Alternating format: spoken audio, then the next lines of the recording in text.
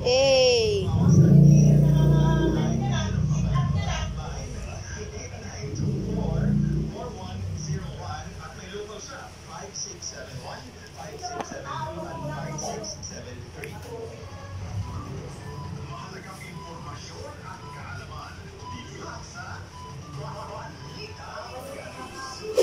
Personal freedom.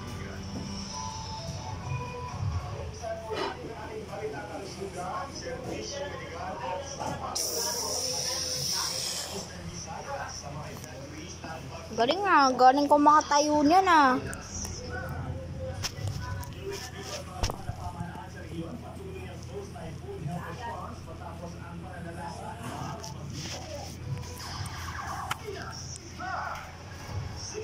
Evacuation center sites sa Region 4A active given kids at various sites bahagi ng CHD Kalamazon.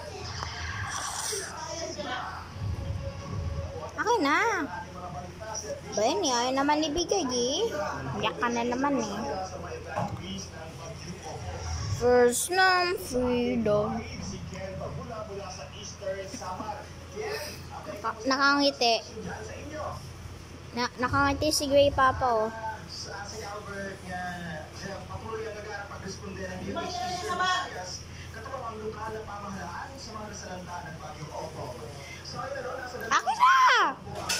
Ay, ayaw talaga ibigay oh. O sige, di mo naman siya mabababa. Akin na nga sabi. Dito sa evacuation center ay providing konsultasyon,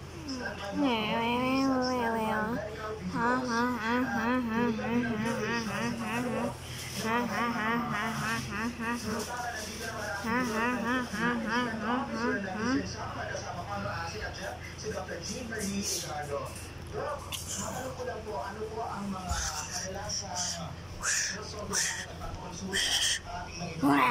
Okay, yes, Ken. Ang kadalasan na reasons para magpapakonsult ang ating evacuation. Ampang! Laglag, Ano ba? hypertension, diabetes, sakit sa skin. Akin na. Dito, Akin na. nagkita tayo ng gamot para magbigyan solusyon ang mga kababayan natin.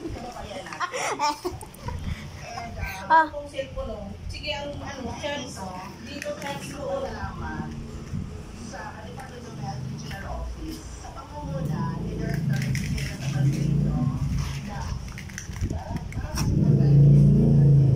Meron tayo sa pagkaligid ng gamot kagaya ng paracetamol, antibiotics, orisol, gamot sa hypertension at diabetes, at skin infections. Okay. So, meron man tayong natutunan sa bagyo ito.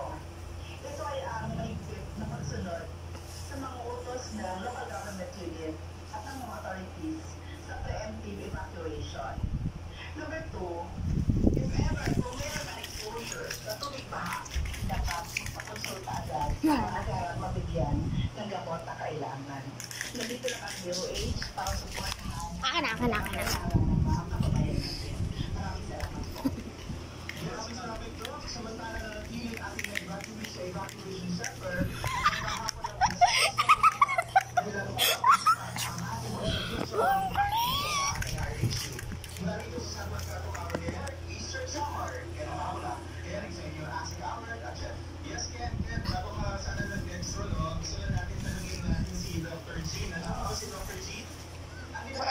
Dr. G, nabanggit po yung ating mga kadalasang sanhi ng konsultasyon sa ating mga pakit sa ating mga evacuation center. Sinabi niyo po yung ubo, sipon, tapos yung ikalawa po yung mga hypertension, yung diabetes, saka yung sakit sa balat. Dr. G, paano po natin naiiwasan yung paghawa sa mga ubo, sipon, sa kalagnat dyan po sa ating Kung makuha mo. Dr. G?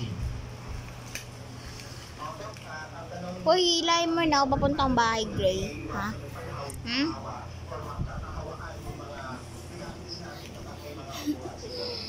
Actually, sa evacuation center, meron namang adequate space sa mga co-evacuees. Para maiwasan ang pagkawawa ng mga sakit. Ano na?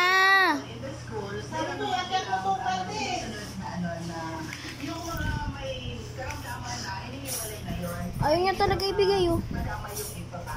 That is one way of preventing the spread of infection within Ow, the ow. infusion center. Iikot ko to. Sige, mababali ulo mo.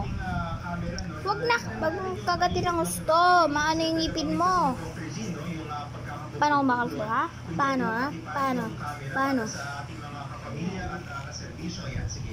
Gawin natin papunta sa kaliwa o kaya sa kanan. Yan na.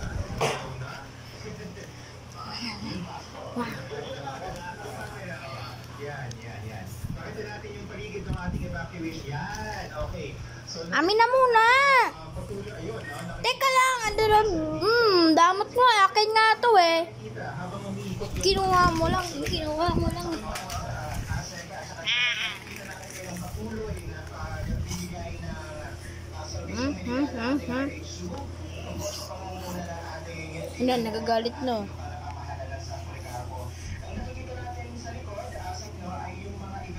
Amin na muna.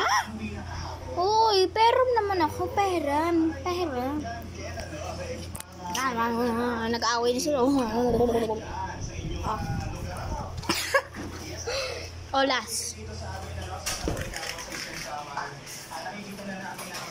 Wala na, diyaran na niya. Ngangatain na niya yan.